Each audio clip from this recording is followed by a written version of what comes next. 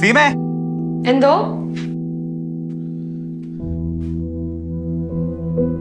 നീ എവിടെ നോക്കിയിട്ടാണ് ഈ ഡ്രസ് അയൺ ചെയ്യുന്നത്? ഇതിട്ടോണ്ട് ഞാൻ എങ്ങനെ ഓഫീസിൽ പോകും? നിന്നോട് എപ്പോഴും പറയുന്ന കാര്യമാണ്. വൃത്തിയായിട്ട് ചെയ്യാൻ വയ്യെങ്കിൽ ഉണ്ടാക്കാൻ പറ്റരുത്. എന്തുവാണ് ഇവിടെ കിടന്ന് ബഹളം വയ്ക്കുന്നേ? അയൺ ചെയ്തത് ശരിയായില്ലെന്നാ പറയുന്നത്. ഇതിനെന്തോ കുഴപ്പം? ഇതിനൊരു കുഴപ്പമില്ലല്ലോ. അമ്മയുടെ കാര്യം നോക്ക്. എന്റെ കാര്യം ഞാൻ തന്നെയാടാ നോക്കുന്നത്, അല്ല നീ അല്ലല്ലോ. വെറുതെ ഓരോരോ കാരണങ്ങൾ കണ്ടുപിടിച്ച് പെണ്ടെ തോളെ കയറുന്നു. അവളെന്റെ ഭാര്യയെ ഞാൻ ചിലപ്പോ അവിടെ ദേഷ്യപ്പെട്ടെന്നൊക്കെ വരും. എടാ, ദേഷ്യപ്പെടാൻ എന്തെങ്കിലും കാരണം വേണം. നിനക്ക് അവള് തേക്കുന്ന ഇഷ്ടപ്പെട്ടില്ലെങ്കിൽ മേലെ അവളെ കൊണ്ട് തേപ്പിക്കണ്ട. പിന്നെ അല്ല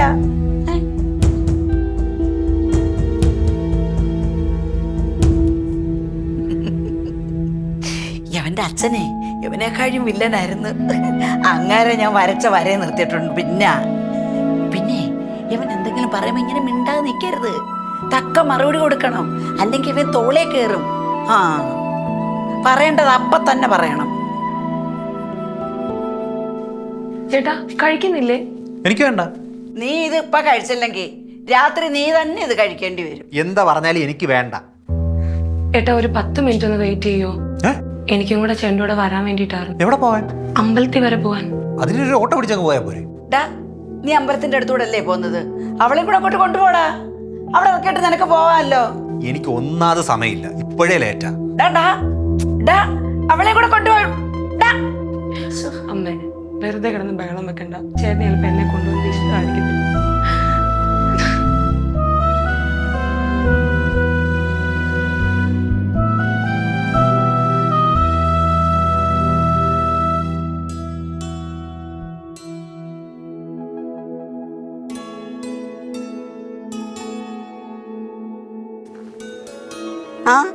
മോളെ അമ്പലത്തിലൊക്കെ പോയിട്ട് വരുന്ന? ആ ചേച്ചി അമ്പലത്തിൽ പോയതാ. ഇതുണ്ട് വിശേഷം? സുഖമായിട്ടിരിക്കുന്നു ചേച്ചി. എവിടെ പോവാ? എനിക്ക് വില്ലേജ് ഓഫീസ് വരെ പോണം. അപ്പച്ചി അല്ലേ? അമ്മ വീട്ടിലുണ്ട് ചേച്ചി, സുഖമായിട്ടിരിക്കുന്നു. അവൻ ജോലിക്ക് പോയോ? പോയി. എന്തെങ്കിലും സ്വഭാവത്തിന് വല്ല മാറ്റം ഉണ്ടോ മോളെ അവന്? മാറ്റമുണ്ട്. പണ്ടൊക്കെ എന്തെങ്കിലുമൊക്കെ ഒന്ന് മിണ്ടായിരുന്നു. ഇപ്പൊ എന്തെങ്കിലും പറയണമെങ്കിൽ അമ്മയോടാ പറയുന്നത്. ഇവനിത് എന്തിന്റെ കേടാ? എടി, അവന് സ്വപ്നം പോലും കാണാൻ പറ്റാത്തൊരു ബന്ധമല്ലായിരുന്നോ ഇത്? സ്വപ്നം പോലും കാണാൻ പറ്റാത്ത ബന്ധമായിരിക്കും, പക്ഷെ എന്റെ സ്വപ്നത്തിൽ പോലുള്ളൊരു പെണ്ണല്ല ഞാൻ. അതാ എന്നോട് ഇത്ര ദേഷ്യമായിരിക്കും. എന്നാ പിന്നെ അവൻ എന്തിനാ കല്യാണത്തിന് സമ്മതിച്ചത്? പുള്ളിയുടെ കടങ്ങളും കാര്യങ്ങളും ഒക്കെ തീർക്കണമായിരുന്നു ചേച്ചി. അന്നേരം എന്റെ അച്ഛൻ കൊടുത്ത സ്വർണത്തിലും പണത്തിലായിരുന്നു അങ്ങേരുടെ നോട്ടം. എന്നെ അങ്ങനെ ശ്രദ്ധിച്ചിട്ടില്ല. അതിനെന്താ മോളെ നിനക്കൊരു കുറവ്? ഞാനതാ ആലോചിക്കുന്നേ. നിറം പോരാ, ഭംഗി പോരാ, ഇതൊക്കെ എന്റെ കുറവുകളാ പുള്ളിയെ സംബന്ധിച്ചിടത്തോളം. പിന്നെ എന്നെ എവിടെയും കൊണ്ടുപോയില്ല ചേച്ചി. അതൊക്കെ നിന്റെ തോന്നല, അങ്ങനെ ഒന്നും ഉണ്ടാവില്ല. തോന്നലല്ല, പലരോടും പറയുന്നത് ഞാൻ കേട്ടിട്ടുണ്ട് ചേച്ചി. അതിൽ കൂടുതലാണോ ഇതൊക്കെ? ഞാനൊന്ന് അവനോട് സംസാരിച്ചാലോ? എന്റെ പൊന്നു ചേച്ചി അങ്ങനെ ചെയ്യരുത്. ഇനി അതിന്റെ പേരിലായിരിക്കും ആ വീട്ടിൽ കിടന്ന് ഞാൻ അനുഭവിക്കേണ്ടി വരുന്നത്. ഇങ്ങനെ ആയാ പിന്നെ എങ്ങനാ? എനിക്കറിയില്ല. അപ്പച്ചി ഇതൊന്നും കണ്ടിട്ട് പറയാറില്ലേ ഒന്നും? ഒരു ഭർത്താവിന് ഭാര്യയോട് സ്നേഹം തോന്നാൻ ആരെങ്കിലും പറയണോ ചേച്ചി? ഞാൻ പോവും.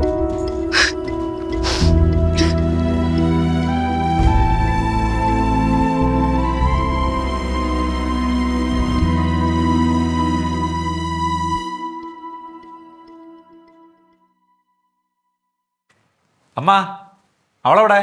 അവള് കിടക്കുവാടാ. അവൾക്ക് സുഖമില്ല. പറ്റുമെങ്കിൽ നീ അവളെ ഒന്ന് ആസ്പത്രി കൊണ്ടുപോയേ.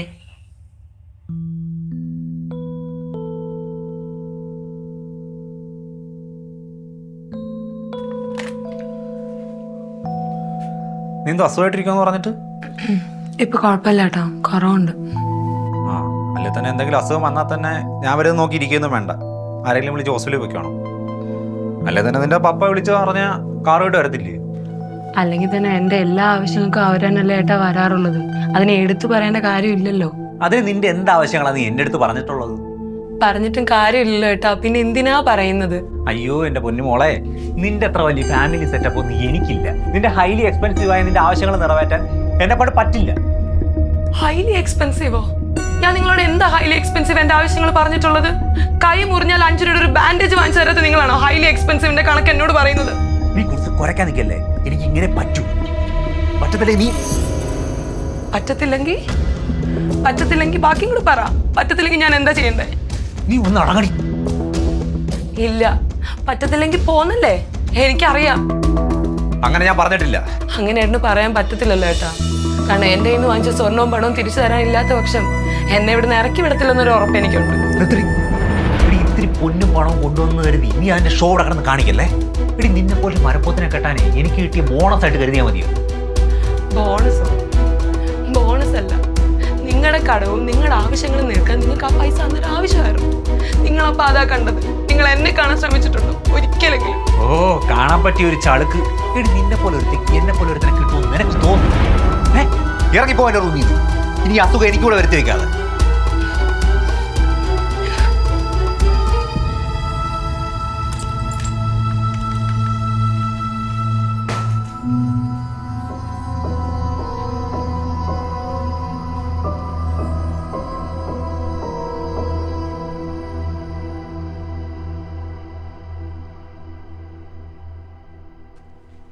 അതെ, കഴിക്കാൻ എന്തായാലും എടുക്ക്.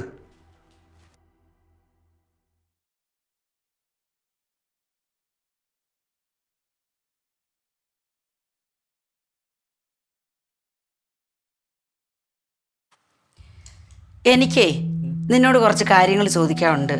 എന്താ? അല്ല, എന്താ നിന്റെ ഉദ്ദേശം? ഇത് കഴിക്കണം, ഓഫീസിൽ പോകണം. നീ തമാശ കളവുമല്ലോ. നീ അവളും കൂടെ ഇന്നലെ സംസാരിക്കുന്ന ഞാൻ കേട്ടതാ. ഓ, അപ്പൊ അവള് പറഞ്ഞ തർക്കോത്തരമല്ല അമ്മ കേട്ടല്ലേ? അപ്പൊ നീ പറഞ്ഞതോ? അതിന് കുഴപ്പമില്ലയോ? ഇടാ, ഭാര്യയും ഭർത്താവും ആകുമ്പോൾ ചില സൗന്ദര്യ പിണക്കങ്ങളെ ഉണ്ടാവും. അത് സർവ്വസാധാരണ.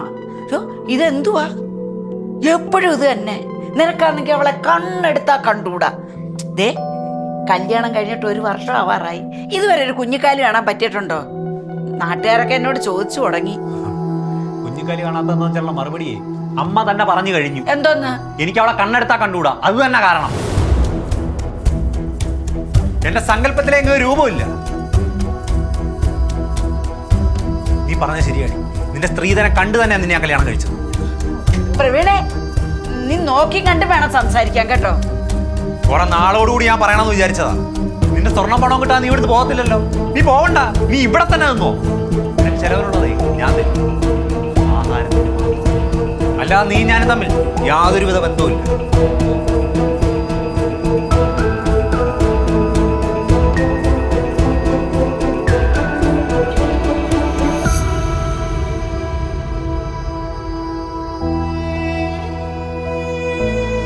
അവൻ അങ്ങനെ പറഞ്ഞെന്ന് കരുതി മോള് വിഷമിക്കേണ്ട മോള്. ഈ പറയുന്ന അമ്മയ്ക്ക് അറിഞ്ഞോടെ ചേട്ടനെ മാറില്ലെന്ന് തുറന്ന് പറയാതെ ഞാൻ മനസ്സിലാക്കിയത് ആദ്യ രാത്രി എന്നൊക്കെ. അവൻ ഇങ്ങനൊരു ദുഷ്ടനാണെന്ന് അമ്മ അറിഞ്ഞില്ല മോളെ. ഇതൊക്കെ എന്റെ വിധിയാണമ്മ.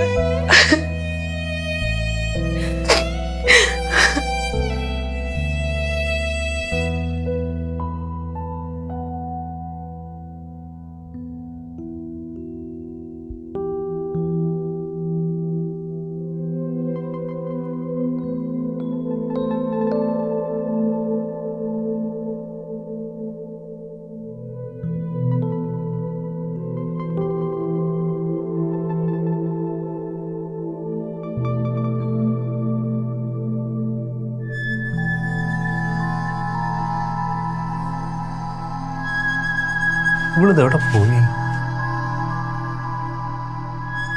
സീമേ, സീമേ, അമ്മേ, അവളവിടെ പോയി. അവള് പോയി. എവിടെ പോയി? അവളവളെ വീട്ടിൽ പോയി. വീട്ടിൽ പോയോ? എന്താ വീട്ടിൽ പെട്ടെന്നൊരു വിശേഷം? അവളിനി വരില്ല. വരില്ലേ? ഓ, ജീവിതം മടുത്തിട്ട് പോയതായിരിക്കും. അല്ല, നിനക്ക് അവളെ മടുത്തപ്പോ അവള് പോയി. അല്ലെങ്കിൽ തന്നെ നിന്റെ ആട്ടും തുപ്പ അവഗണനയും കേട്ട് അവളോട് നിൽക്കേണ്ട കാര്യം എന്തുവാ?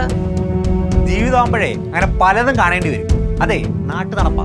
ഭർത്താക്കന്മാർക്ക് സ്നേഹമില്ലെങ്കിലേ ഭാര്യമാരെ ഇട്ടേച്ച് പോകും. അതും നാട്ടു നടപ്പാ. ഓ, അവൾ എന്നെ തോൽപ്പിക്കാൻ വേണ്ടി പോയതായിരിക്കും അല്ലേ? എങ്കിലേ തോറ്റത് അവളാ. ഞാൻ ചെന്ന് വിളിക്കുന്ന കരുതി ഇരിക്കും അവള്. ഞാൻ പോകത്തില്ല. നീ തോക്കാൻ വേണ്ടിയല്ല, അവള് തോക്കാതിരിക്കാൻ വേണ്ടിയാ ഇവിടുന്ന് പോയത്.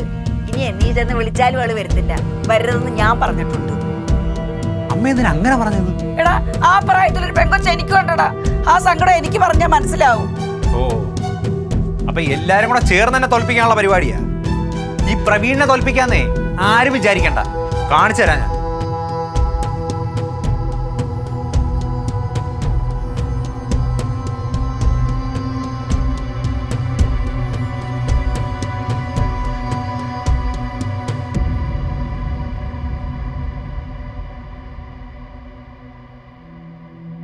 ഡി മഞ്ജു, നീ അറിഞ്ഞോ അപ്പുറത്തെ പ്രവീണിനെ എവിടെ വെച്ച് വണ്ടി തട്ടിയെന്ന്? അയ്യോ,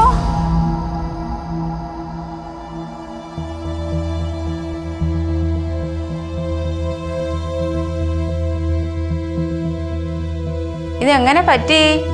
അത് ഞാൻ ഒരു കടയിൽ നിന്ന് ഇങ്ങനെ ഇറങ്ങിയപ്പോഴേ ഓടി വന്നൊരു വണ്ടി ഇടിച്ചതാ. എന്തായാലും ഒടുവും പൊട്ടലും ഒന്നും ഇല്ലല്ലോ, അത് കാര്യമായി. ആരാ ആശുപത്രി കൊണ്ടുപോയേ? അവന്റെ കൂട്ടുകാർ എന്നെ ആസ്പത്രി കൊണ്ടുപോയതും തിരിച്ചിവിടെ കൊണ്ടുവന്നതും അവര് തന്നെ. ഇത്രയും വയ്യായിരുന്നെങ്കിൽ ഡിസ്ചാർജ് എഴുതി വാങ്ങിക്കണ്ടായിരുന്നല്ലോ. അവിടെ കിടത്തിയിരുന്ന ആര് നോക്കും? ഈ ശ്വാസം മുട്ടുള്ള ഞാൻ അവിടെ ചെന്ന എന്നെ അവരോട് അഡ്മിറ്റ് ആക്കത്തില്ലയോ? സീമ ഇവിടെ ഇല്ലേ?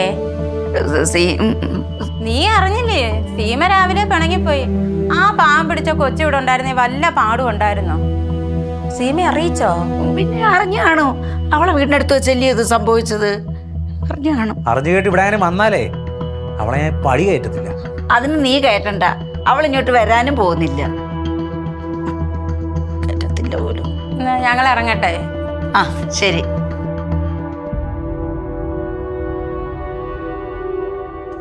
അവൾ അമ്മ എങ്ങനെ വിളിച്ചോ? ഇല്ല, നീ അടിച്ച് പൂസായി നിർത്തിയിട്ടിരുന്ന ഒരു വണ്ടിയുടെ പിറവേ ചെന്ന് ഇടിച്ച CCTV വീഡിയോ ഉണ്ടല്ലേ, അവളെനിക്ക് അയച്ചു തന്നിട്ടുണ്ട്. നിന്നെ റൂമിലോട്ടെങ്ങാണോ ആക്കണോ? വേണ്ട. കഴിക്കാൻ വല്ലതും എടുക്കട്ടെ? വേണ്ട. ദേ, ഞാൻ അങ്ങ് പോയി കിടന്നു കഴിഞ്ഞാൽ ഞാൻ ശ്വാസം മുട്ടലിൻ്റെ ഗുളിക കഴിച്ചിട്ടാണ് കിടക്കുന്നത്. പിന്നെ ആന കുത്തിയാലും ഞാൻ എഴുന്നേക്കത്തില്ല. ഇപ്പം വല്ലതും വേണമെങ്കിൽ പറയാം. എനിക്കാരുടെ സഹായം വേണ്ട. എനിക്കറിയാം എന്താ വേണോ. ആണല്ലേ? ശരി, എന്നെങ്കിൽ ഞാൻ പോയി കിടക്കാൻ പോവുക. ഓ എൻ്റെ ദൈവമേ, അയ്യോ.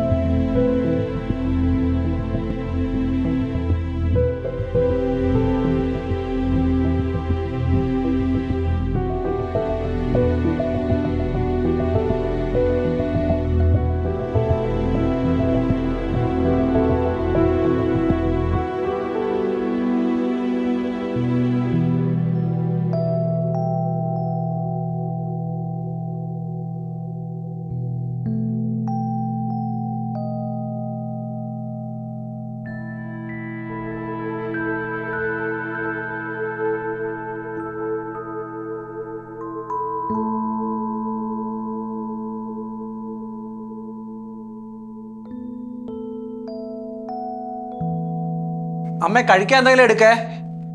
ആ അതാ കൊണ്ടുവരുന്ന.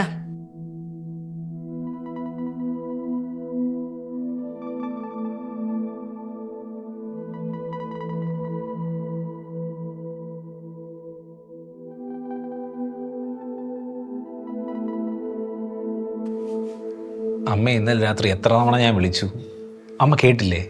മോനെ, ശ്വാസമുട്ടലിന്റെ ഗുളിയും കഴിച്ച് കിടന്ന ഞാൻ പിന്നെ ഉറക്കം എഴുന്നേക്കത്തില്ല. അതെങ്ങനെ അമ്മ? ഞാൻ ഈ വയ്യാതിരിക്കുന്ന സാഹചര്യത്തിൽ എൻ്റെ കാര്യം കൂടെ നോക്കണ്ടേ? അതിനല്ലേ പ്രവീണെ നിന്നെ ഞാൻ കല്യാണം കഴിപ്പിച്ചത്. അതെങ്ങനെ? അവൾ ഒരു വാക്കുപോലും പറയാതെ പോയില്ലേ? ആരുടെ കുറ്റമാ? നീ സ്നേഹിക്കുന്നില്ല എന്നല്ലാതെ ഒരു പരാതി അവള് പറഞ്ഞിട്ടുണ്ടോ? നിന്റെ ആട്ടും തുപ്പും കേട്ട് അവള് പിറവേ നടന്നിട്ടില്ലേ നിന്റെ? നീ എന്താ ഒന്നും മിണ്ടാത്തത്? പറ. എല്ലാം എൻ്റെ തെറ്റാ അമ്മേ. അവൾ പോയപ്പോഴാണ് അവളുടെ വില എനിക്ക് മനസ്സിലായത്. അമ്മ ഒന്ന് പോയി അവളെ വിളിക്കും. ഞാൻ പോകത്തില്ല. ഞാൻ വിളിച്ച അവൾ വരത്തില്ല അമ്മേ, അതുകൊണ്ടാണ്. സീമയുടെ വില മനസ്സിലാക്കാൻ നിനക്ക് ഇങ്ങനൊരു അപകടം പറ്റേണ്ടി വന്നു അല്ലേ? നീ എപ്പോഴും പറയുമായിരുന്നല്ലോ സീമയ്ക്ക് ഭംഗി പോരാ ഭംഗി പോരാന്ന്. സീമയുടെ മനസ്സിന്റെ ഭംഗിയാ നീ കാണാതെ പോയത്. ശരിയാ അമ്മേ, അതെനിക്ക് മനസ്സിലാക്കാൻ പറ്റിയില്ല. പക്ഷെ ഇപ്പോ അവൾ എൻ്റെ കൂടെ ഉണ്ടായിരുന്നെങ്കിൽ തോന്നിപ്പോവോ? അമ്മ എന്താ ചിരിക്കുന്നേ? നീ നിന്റെ അച്ഛനെ പോലെ തന്നെ. ആ മോൻ കഴിക്ക്, ഞാൻ പോയി ചായ എടുത്തോണ്ട് വരട്ടെ.